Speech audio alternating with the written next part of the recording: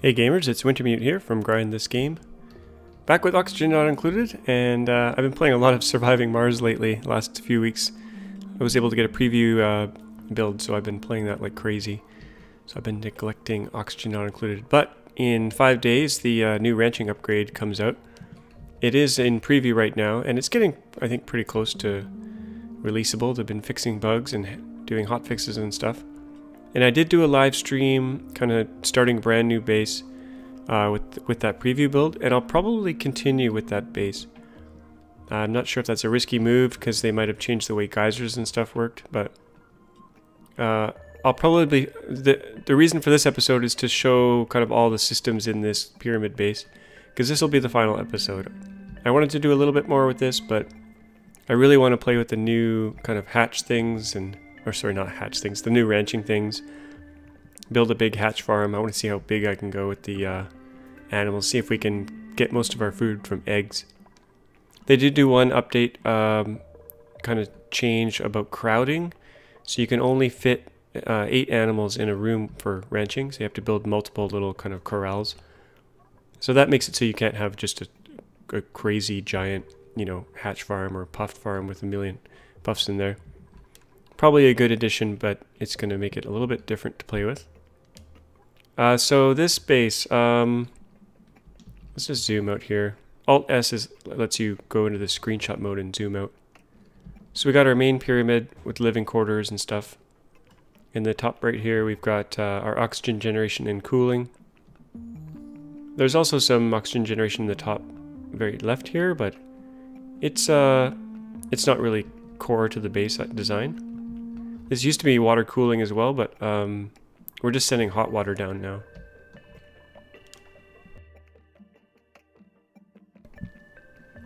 So I'll show kind of the room overlay in here. I like to take advantage of all the kind of room bonuses. So we've got like our recreation room here, which needs a massage table and a decoration item. So that reduces stress. I like to build the dining mess halls. It relieves more stress when they eat in a room like this. Same with the barracks, which is basically the bedroom. They get increased stamina bonus. And I got some showers. I don't normally recommend using showers because it doesn't actually help their... It removes the grimy debuff, but the debuff actually doesn't do anything yet. But it is a good way to generate polluted water. So if you ever need a bunch of polluted water, let them shower, build a bunch of showers. We've got our bathrooms over here, which have the room bonus. Basically, if you enclose a a toilet and a wash station in a room, you'll get that bonus. Our dupes are very happy. We can hear them getting so happy about putting their exosuits on. What else do we have? We've got our growing rooms, which are using hydroponic tiles. If we look at the piping overlay, which is kind of a mess. It's a bit of a spider web. But we're basically sending cool water into these. So the way the water cooling works is down here. I've got my geyser enclosed in abyssalite.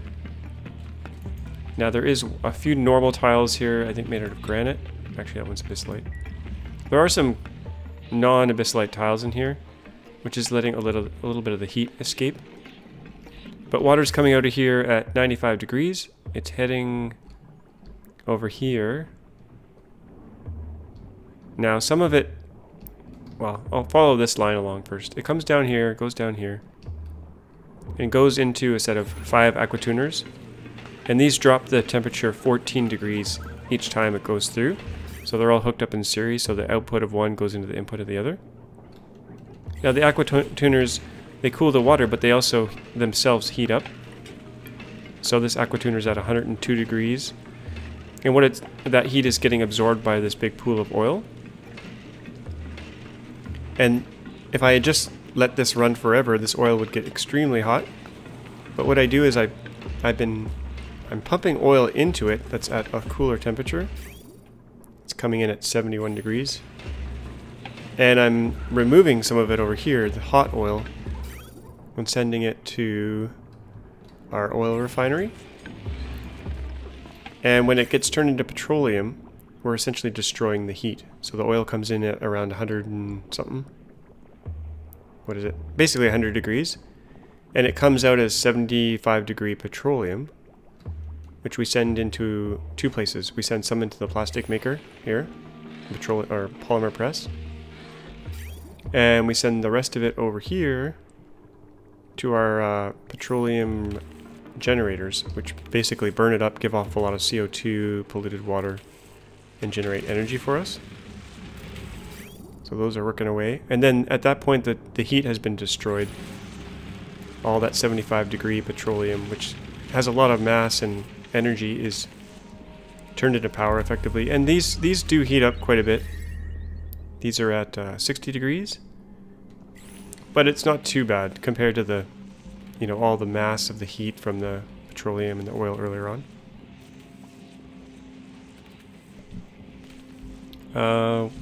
So that's the kind of the oil setup. This oil refinery also gives off natural gas, and you can't really control the output. There's no gas output. So it just kind of goes into this room, and I have a little bit of a small pump here, a mini gas pump, connected to some automation. So if we look at the automation overlay, if the pressure in this room goes over 700 grams, it will pump out, and it'll pump into a filter, and we're filtering out natural gas. So that natural gas goes along here and gets fed into our natural gas / fertilizer room, which is up here. And this in itself probably needs some explanation. So this whole video is review about the base, and it's for newer players who want to know how to kind of hook things up and build things. Because sometimes I edit out the actual building of things, because it's a bit slow and tedious. But in the future, I think in my new bases, I'll edit out the boring kind of digging part, and I'll leave in the building of things, because that's kind of where, you know, where the action happens, so to speak. So this fertilizer room is basically a sealed room. It's got a bunch of fertilizer synthesizers, which you feed in polluted water, which we're grabbing from a tank down here, right here. And that goes in there, and these things give off natural gas. And same thing, they don't have an output pipe, so they just dump it in the room. So this room fills with natural gas, and then we pump it out with this pump here. We send it to a filter, which is filtering out natural gas. And then everything else goes kind of outside the room here. But this room is completely natural gas now, so everything comes along here, natural gas comes along here, and goes into our natural gas generators.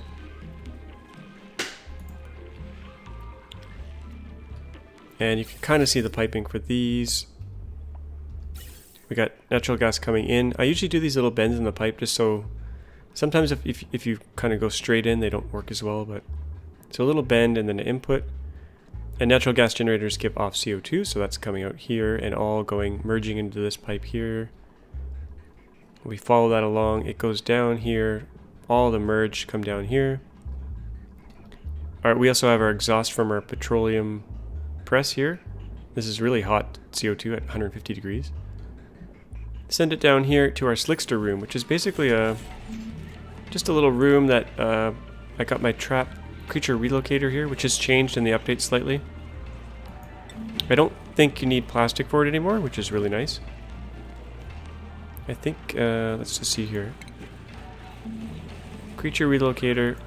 Yeah, you used to need to have plastic for that. You don't need that anymore as of the wrenching upgrade. So they just eat all that CO2 and poop out crude oil at around 50 degrees, as you can see here, which is kind of cold. It collects here, dribbles over the side, falls into this giant pool here, which is around 70 degrees, 60 degrees-ish. And we're not pumping out of here right now. I'm actually draining this area over here. This will run out eventually, and then I'll switch over to this pump here to get this oil. So because the slicksters are making oil, it's dribbling in here, and then we're sucking it out, the cool oil into here. I think so far this has been kind of a closed, or not a closed system, but a sustainable system.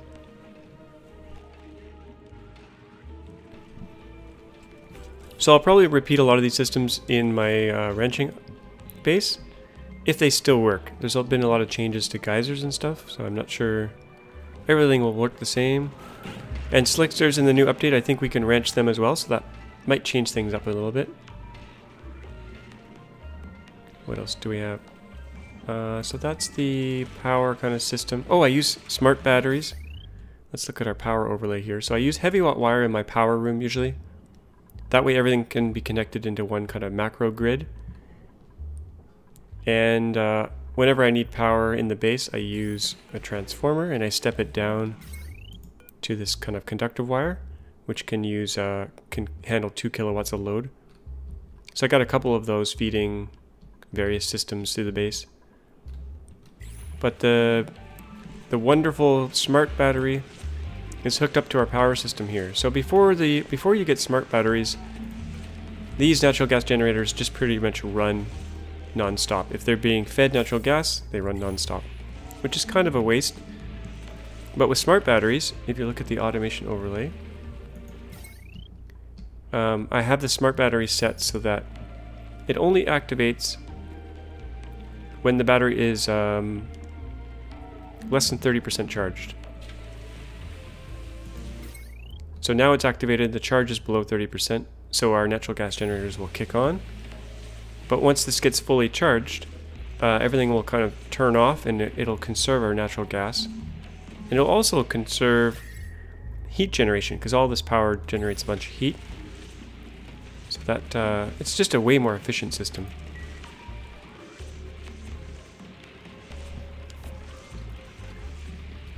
So that's the kind of power setup. Like I said, it's all one big macro grid. I do have a few more transformers here. I like using this conductive wire, which requires refined metal, which you can refine at the refinery, the metal refinery under refinement here. I tend not to use this one as much though. It's more efficient. You get 100% yield, but I prefer the rock granulator where you only get 50% yield, just because it doesn't require as much management. And I used to have them right here. Where did I put them? Oh, they're down here. So yeah, you only get half of the copper out of them. If you send in 100, you'll get 50 out, and some sand, which is useful in its own right. There's usually so much metal on the map, especially iron, that it's okay to be less efficient with the metals. And with the new upgrade coming, there are geysers that give out molten metal, which will be really interesting. I don't know if they're going to reduce the metal on the map because there's new geysers like that, but we'll find out. So what else do we got? We got our Exosuit Dock here. So in order to get the dupes to be able to dig and do stuff down here in the 70 degree, 50 degree kind of area, they need exosuits. So I built a little dock here.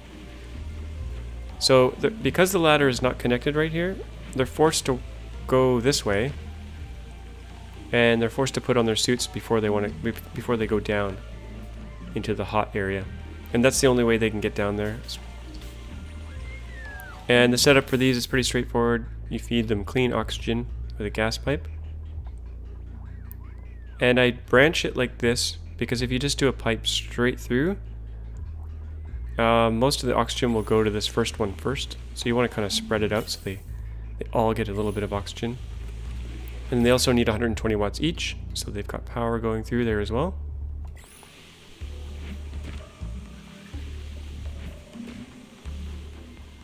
So that's that.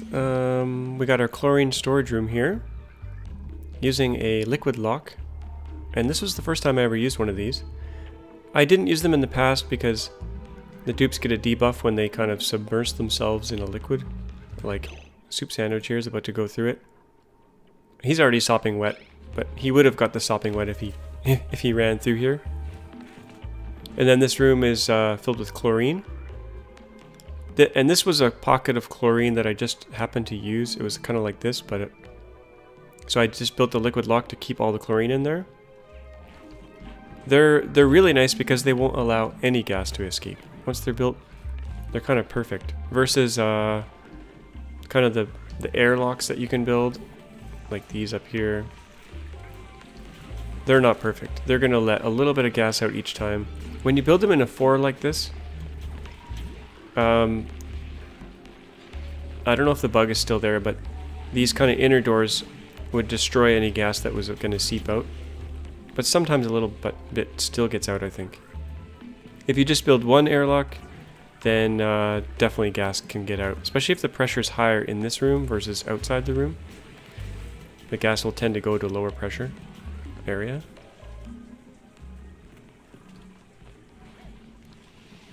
So that was chlorine storage, and all our food's in here. And so any gas like chlorine or CO2 is considered sterile, and the food won't rot while it's in there.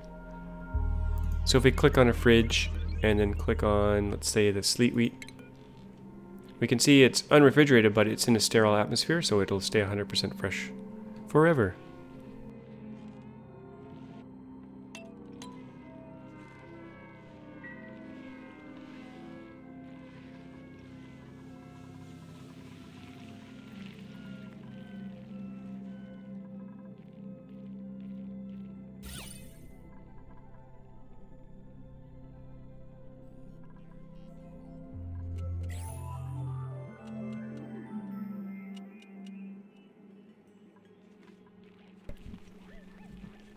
Just check out the decor bonus here. Sorry, I was muted for a sec there. It's due to all this metal tile that we've used, and the art throughout the base. Metal tile is also faster to run on for the dupes, so it's pretty good.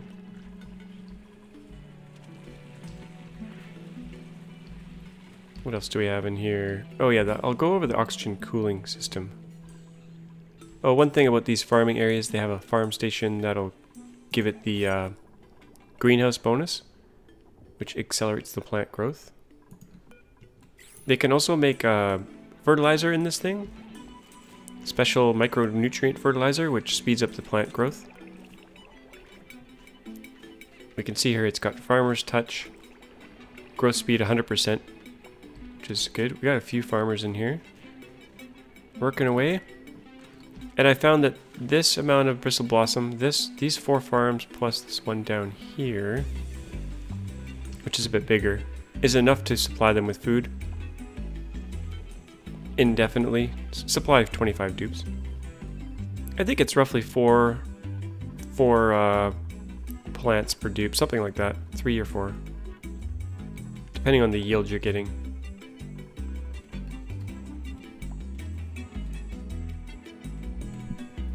So over here we've got the oxygen cooling system. So early on in the base I searched out these anti-entropy thermonullifiers. They're like magical cooling devices. You just send them hydrogen. There's an input pipe here to hydrogen. If you send them hydrogen, they'll kind of cool down themselves in the surrounding area. And then in the background I've got thermo shift plates, which are under utility. Temp shift plates, sorry, and they basically like spread the cooling, or they spread the heat out. In this case, they're spreading the cooling out. What else is going on here? We've also filled the room with hydrogen, which is kind of the best gas for keeping things cool. Check out my gas guide if you're curious about which gases work for.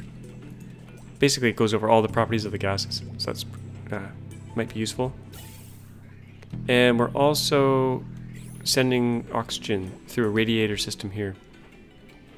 As you can see here, there's a kind of a pipe snaking through this cold area. So it's about minus 2-3 degrees in here. And the oxygen's going in at 19 degrees and it's coming out at 16. So it's doing a little bit of cooling, not a whole lot. But these electrolyzers, which we're feeding water, give off oxygen and hydrogen, and then they're being sucked up by these pumps. Generally a 2-to-1 ratio works the best to keep the electrolyzer kind of going. If you only have one pump, the electrolyzer will get overpressurized more often, and it's kind of not as efficient.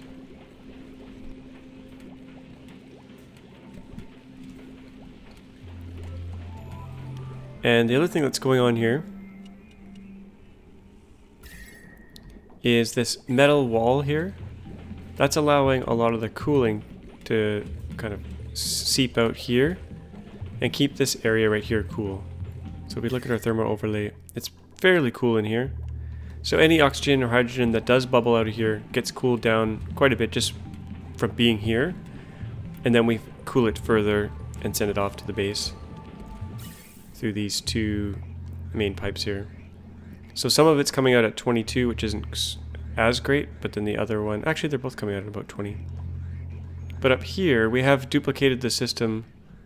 It's basically the exact same layout, but it's a lot cooler up here because we don't have as much machinery. All this machinery here, these coal generators and stuff, the water sieve, this is kind of warming up this whole area. So ideally I would move this away from our oxygen cooling and have it maybe outside here. But 22 degrees oxygen is actually, it's fine. As long as it's under 30 or 25, our plants will grow just fine. But these lines, these are coming out at 1 degree and around 3 degrees. Nice and cold. I don't even know if I'm not even snaking the oxygen through this area. It's just getting cooled down by the nature of these metal tiles conducting the coolness. And just being in a cold area to begin with. I never did tap into our Chlorine Geyser. Didn't really see the need to. But these are good if you need chlorine. It's hard to destroy chlorine once you've made it, so I tend to just use the natural chlorine pockets that I find on the map instead.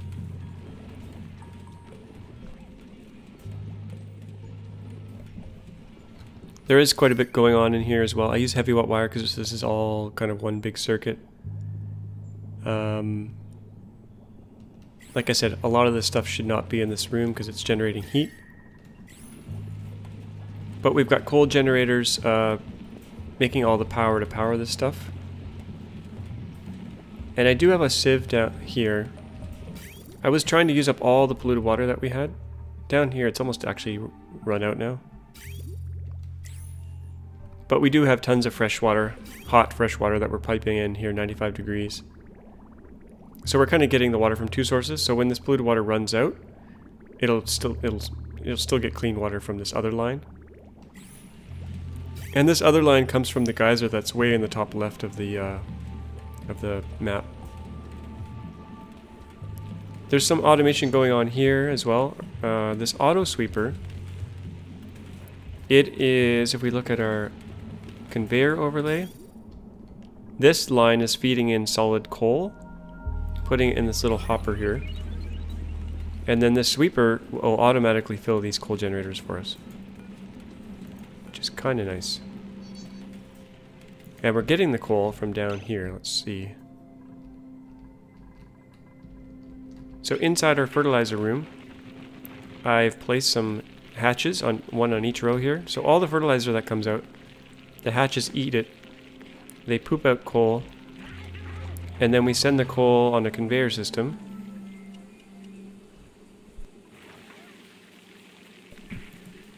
Kind of, there's an auto sweeper here. They'll pick up the coal off the ground and feed it into this conveyor loader, which has coal as its kind of selectable input. And then the coal goes along that conveyor belt, along here, and off to our oxygen generation cooling room.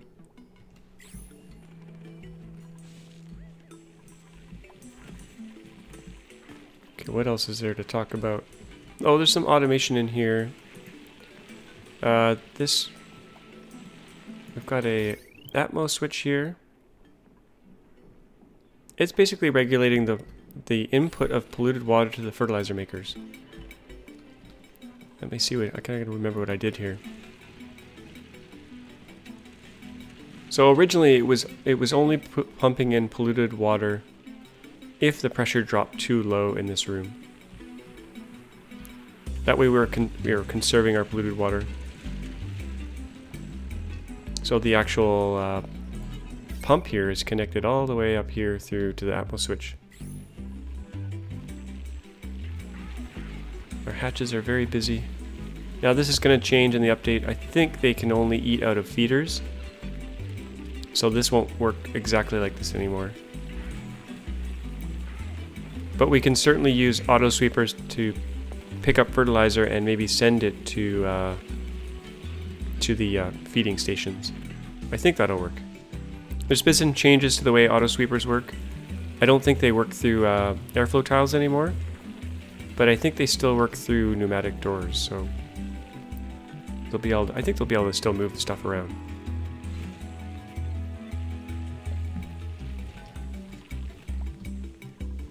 Got a cooking station here. I think I'm making frost buns just to use up all this sleet wheat that we had. Now if you're going to run a base for hundreds of cycles, what I've noticed is there's a lot of natural growing sleet wheat in the world, in the cold biomes. Let's try to find some. So this is like naturally growing. And it grows much slower. It takes 72 cycles. But it will kind of give off its product here. And if it's in a sealed ice biome, it'll just build up over time. So that's how we have so much sleet wheat. We never really grew a whole lot of it. But there's a whole bunch like this in here. Sleet wheat grain, 144. Because we're almost 700 cycles in, this has just been growing away. 144 seems high. I'm not sure this is correct. 72 cycles. I think it's actually growing faster than that. Oh no, it gives off more than one grain, that's why. Yeah, we get... let's see here. I think we get 18 grains, actually. That's why there's so many. So imagine every ice biome just kind of naturally, sorry, the game takes so long to go to the next cycle. Yeah, just churning away, making lots of food for you. And then it's kind of like an emergency food store. If you ever need it, you can just crack in there, get all those sleet wheat grains, and make a pile of food. You can also grow it yourself, but this is kind of a nice way. Same thing going on here. Like, there's 50 reed fibers sitting on the ground here. And that's just because it's naturally churning out its product.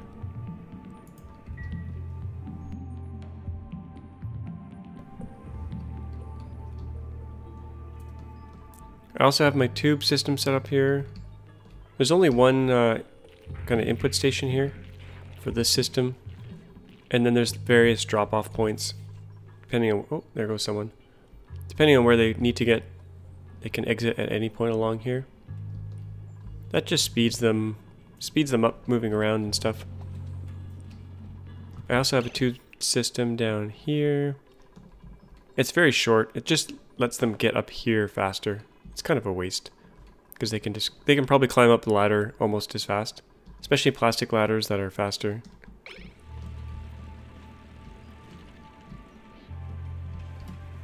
So that's that.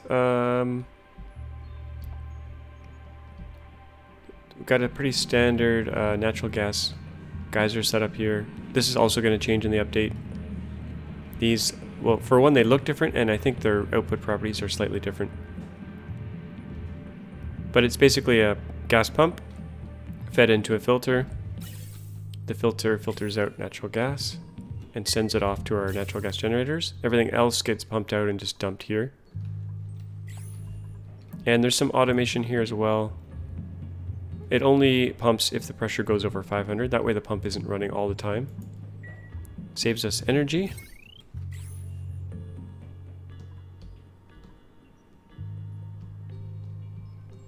This was a bit of an experiment here. The idea was collect the slime using an auto sweeper and feed it into our algae distiller automatically, which would produce algae. And I think it did work. We also got a Morbin here generating a tiny bit of polluted oxygen for these puffs to eat. But this is not efficient. In the new ranching upgrade, this will be a lot easier to set up some kind of system like this.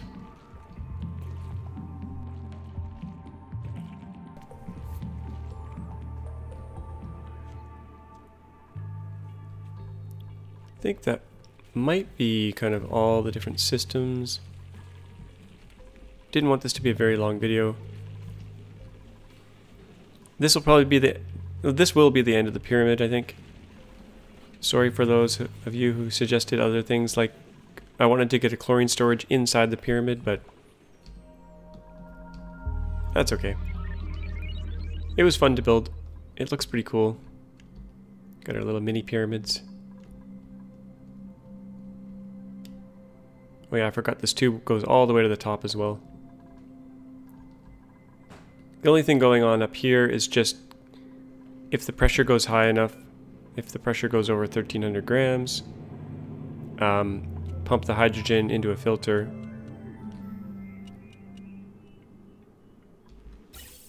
And then send the hydrogen to a hydrogen generator and just burn it off. It's not actually providing any useful power.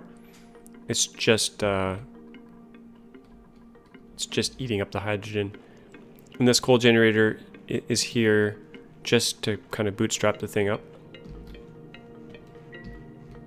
So the dupes have to actually manually deliver coal here, which isn't so bad. This thing doesn't run very often. There is a lot of oxygen kind of everywhere. The whole map is pretty much filled with oxygen. And that's because I have some output, oxygen output seeded throughout this whole area.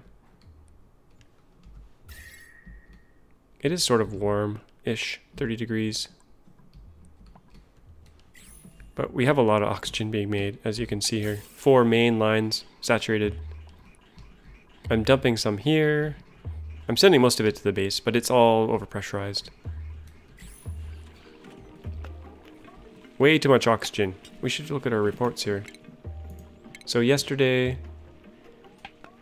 let's see, oxygen generation 1500, removed 1200. Yeah, so we got net positive oxygen being made.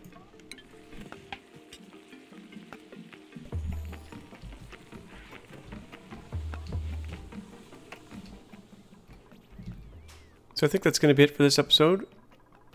Like I said, I'll probably continue on from my live stream with the ranching base. I didn't really get much built in the ranching base, just a couple of bedrooms, a bathroom, and a ranching station.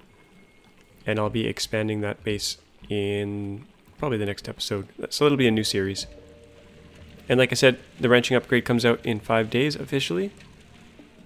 So looking forward to that. That way we'll get all the kind of performance boosts. So by the time it comes out, the base will be big enough to take advantage of those performance boosts. So as always, thanks for watching, and we'll see you guys next time.